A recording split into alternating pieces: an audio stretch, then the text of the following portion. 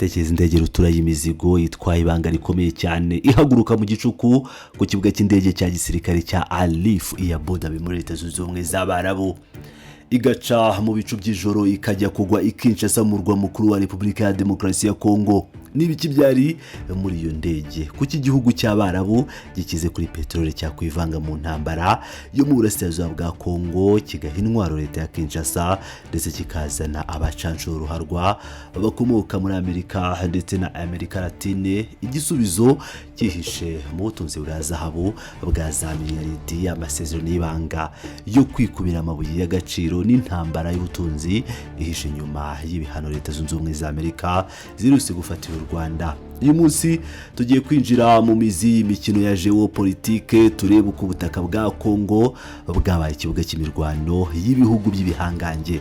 Uyu ni umukino w'amafaranga, intwaro n'amaraso.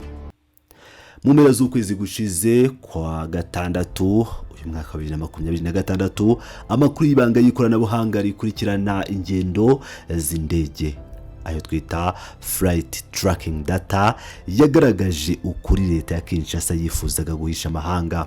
Indege y'imizigo ikigo cyo muri Leta Zunze Ubumwe z'Abarabu ni muri Emirates Zunze Ubumwe z'Abarabu United Arab Emirates ikorera munsi y'amasezerano n'ikigo cyitwa Invicta Air Cargo yakoze ingendo ebyiri zidasanzwe hagati y'ikibuga cy'indege cya gisirikare cya Alif ya Abu Dhabi na Kinshasa tariki 25 n'iya 26 z'ukwezi kwa gatandatu. Kugira ngo mwumve uburemere bw'iki kintu reka mbasobanurire Invicta icyari cyo. Invicta ni ikigo gitwara imizigo mpuzamahanga gifite icyicaro muri Central African Republic. Iki kigo gisanzwe gifite amasezerano akomeye na guverinoma ya Emirates Zunze Ubumwe z'Abarabu UAE, ariko ikiruseho gikekwaho kuba aricyo cyakoreshejwe mu gutunda intwaro za UAE zahawe inyeshyamba za Rapid Support Forces cyangwa RCF ziri kumanura cyangwa ziri kumena amaraso muri Sudani. Kubona iki kigo gikora ingendo ziva mu kibuga cya gisirikare cya Emirates Zunze Ubumwe z'Abarabu cyangwa UAE niba aribwo wabyumva neza kijya ikinshasa n'ikimenyetso kidasubirwaho ko United Arab Emirates iri guha leta ya Perezida Felix Tshisekedi ubufasha bwa gisirikare bukomeye. Ariko se kubera iki? Igisubizo ni kimwe, ubukungu, ubufasha bwa gisirikare bwa UAE kuri Congo ni igice kimwe cy'ingamba ngari zo kurinda no kwagura inyungu zayo z'imari muri Congo. Ibi byose ikabikora ikingiriwe ikibaba na Leta Zunze Ubumwe za Amerika. Kuva Amerika yakwivanga mu bikorwa byo gushaka amahoro mu karere hagati mu mwaka wa 2025 UAE yasinyanye na Repubulika ya Demokarasi ya Congo amasezerano menshi y'ubucukuzi bw'amabuye y'agaciro. Urugero rwa hafi mu kwezi kwa gatandatu ku mwaka ushize wa 2025 ikigo cyitwa International Resources Holding IRH cyo muri UAE kikaba gifitanye isano ya hafi na Perezida wa United Arab Emirates Mohammed bin Zayed Al Nahyan cyangwa MBZ nk'uko bakunda kumwita, cyatangaje ko kiguze imigabane minini mu birombe cyangwa mu kirombe cya Bisia gicukurwamo gasegereti ariyo tini mu ntara ya Kivu y'Amajyaruguru. Iki nicyo kirombe cya gatatu kinini ku isi gicukurwamo gasegereti.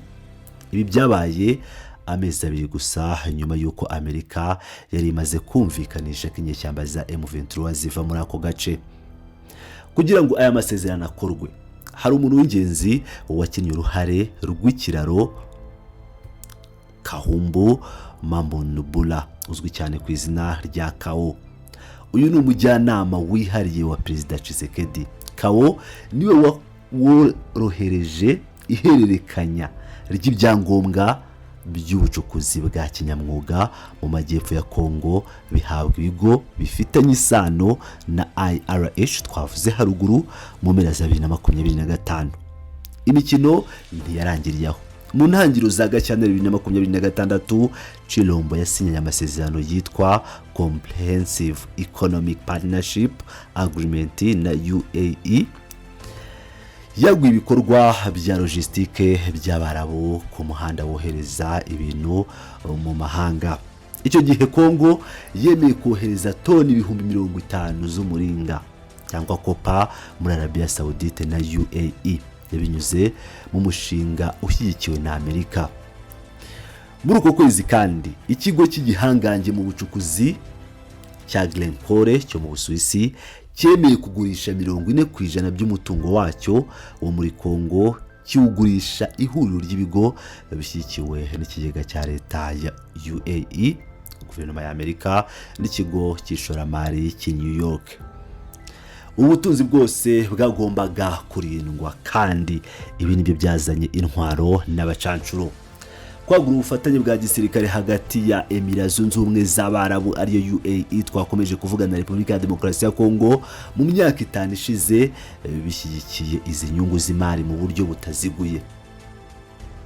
Hagati muri 2021 na 2023 UAE yasinye amasezerano ya gisirikare na Kinshasa, yohereza ibikoresho birimo imodoka z'intambara zo gukoreshwa mu kurwanya inyeshyamba za M23 ndetse n'ibihumbi by'intwaro no zahawe FARDC. Muri icyo gihe Emirates Zunze Ubumwe z'Abarabu zahawe uburenganzira bwo kugura zahabu ya Congo nk'ingurane y'izo ntwaro. Byarakomeje muri Gicurasi 2025 uruganda rw'intwaro rwo muri Emirates Zunze Ubumwe z'Abarabu rwohereje izindi modoka z'intambara ku cyambu cya Kinshasa. Zimwe muri zo zihabwa umutwe urinda perezida ariwo Republican Guard kugira ngo zijye kurwanya imitwe yitwaje intwaro ishakisha ubwigenge mu majyepfo ya Congo, ako gace gakungahaye ku mabuye y'agaciro. Naho muri Mata 2026 Congo yatangaje ko UAE yemeye gutera inkunga imyitozo y'umutwe udasanzwe w'abasirikare abasaga 20 bazaba bashinzwe kurinda ibirombe mu majyepfo ya Congo. Ariko inkuru ntirangirira ku ngabo za leta gusa. Hano niho hazamo izina rikomeye cyane, Eric Prince. Ese uyu mugabo mumuzi iki? Eric Prince ni umunyamerika kabuhariwe mu gushinga ibigo by'abacancuro, akaba ariwe washinze ikigo kizwi cyane cya Blackwater. Uyu mugabo ufite imikoranire ya hafi na UAE, agira ngo abadukurikira kenshi murabizi, yaguye ibikorwa bye muri Congo. Raporo za Loni zo muri 2023 zagaragaje ko Kao, wa mujyanama wa Tshisekedi, yari yagerageje kumvikana na Eric Prince kugira ngo azana abacancuro 2500 bakomoka muri Amerika y'Epfo, Amerika Latine, baze kurwanya M23. Nubwo umugambi wabanje gupfa, ntabwo Eric Prince yacitse intege. Mu mpera za 2024 Minisiteri y'Imari ya Congo yahaye ikigo cya Eric Prince cyitwa Vectus Global amasezerano y'imyaka 5 afite agaciro ka $700,000 z'amadolari. Akazi k'icyo kigo ni ukurwanya abanyereza imisoro mu bucukuzi no guha FARDC ububasha bwa gisirikare bw'ibanga. Ikinyamakuru Wall Street Journal cyatangaje muri Kanama 2025 ko Prince yari mu biganiro byo kuzana abacancuro bo muri El Salvador kugira ngo barinde ingoro ya Perezida Tshisekedi i Kinshasa. Uko intambara mu burasirazuba yakomezaga gukara mu mpera za 2025, ibyo Vectus Global yakoraga byarahindutse. Bava ku misoro bajya ku rugamba. Mu kwezi kwa mbere uyu mwaka wa 2026 abacancuro ba Vectus boherejwe ku rugamba kurwanya M23 iruhande rwa FARDC. Aho ni mu ntara ya Kivu y'Amajyepfo, aho bafashaga n'imitwe idasanzwe ya FARDC inahugurwa n'abatoza abanya-Israel. Reka noneho turebe uko ibihano Amerika iherutse gufatira u Rwanda byahinduye isura y'uyu mukino. Ibihano bishya bishobora gutuma UAE yongera imbaraga zayo mu gushyiraho inzira ihamye yo gutwara zahabu iyikura muri Congo kuruta gukoresha zahabu yoherezwa n'u Rwanda. Dusubiye inyuma gato, muri manda ya mbere ya Tshisekedi, UAE yagerageje kwikubira zahabu ya Congo binyuze kuri Kao. Perezida MBZ wa UAE yemeye gushinga Primera Gold DRC, ikigo gihuriweho na leta n'abikorera. Ikigo cyatangiye kohereza zahabu y'abacukuzi baciye inshuro iyijyana mu ruganda rwa zahabu rw'umuryango wa BMZ ya Abu Dhabi muri Mutarama 2023. Iki kigo cyahawe imisoro iri hasi cyane, kiba nk'igihagarariye isoko rya zahabu muri Congo. Muri 2023 Primera Gold yohereje zahabu ifite agaciro kasaga miliyoni 300 z'amadolari muri UAE. Leta ya Congo yavuze ko ibi bizaca amagendo, ariko raporo za Loni zagaragaje ko ahubwo iki kigo cyaguraga zahabu y'amaraso icukurwa n'imitwe twaje intwaro muri Kivu y'Amajyepfo. Umusaruro waje kugabanuka cyane kugeza ubwo uyu mushinga upfuye muri Kanama 2024, ubwo UAE yagurishaga imigabane yayo kuri leta ya Congo ikigendera.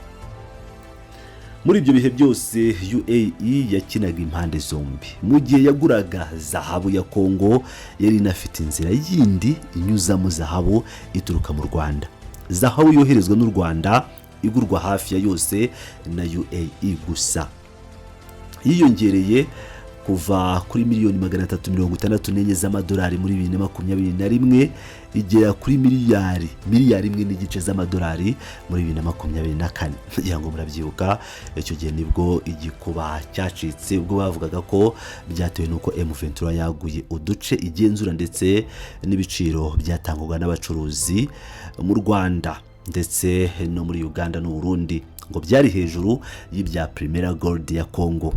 Ikigo Global Initiative Against Transnational Organized Crime cyatangaje mu ntangiriro za 2026 ko UAE yari iri gukina ibyo twakwita kutishyiriraho amagi mu gatebo kamwe, no kuvuga kudashyiraho amagi mu gatebo kamwe. Yaguraga zahabu ya Congo ikanagura zahabu y'u Rwanda, bavugaga ko ari inyenyeri ica mu Rwanda.